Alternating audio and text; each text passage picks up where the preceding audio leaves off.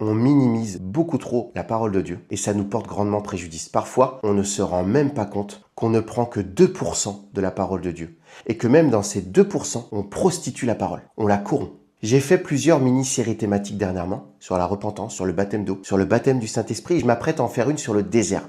4 étapes fondamentales dans le processus de nouvelle naissance. N'hésite pas à écrire des commentaires si tu as des questions. L'objectif de cette vidéo, c'est de montrer qu'à chaque fois on minimise la parole de Dieu. Je te prends 4 exemples pour ces 4 étapes. La repentance. Très souvent, on la confond avec la confession. La repentance, ça serait juste demander pardon pour un péché. C'est bien plus que ça. Le baptême d'eau, on minimise sa portée et sa puissance. Exemple très symbolique, le baptême par aspersion. Quelques gouttes d'eau suffisent, alors que c'est une immersion pleine et totale dans l'eau qui est nécessaire. Pas à cause de la quantité d'eau, à cause de ce que ça veut dire derrière, le baptême du Saint-Esprit. On le réduit parfois au parler en langue, qui est vital et primordial. Des fois, on réduit même la personne du Saint-Esprit en disant que c'est seulement une puissance. Et le désert, on en fait une étape passagère de temps à autre dans notre vie, alors que c'est une étape cruciale, primordiale, qui doit arriver dans un bon timing, selon la parole de Dieu. On minimise beaucoup trop la parole de Dieu. Ça nous porte atteinte. Ça l'empêche d'agir puissamment et profondément dans nos vies. Ça donne des chrétiens à moitié renouvelés, à un quart renouvelés, absolument pas nés de nouveau.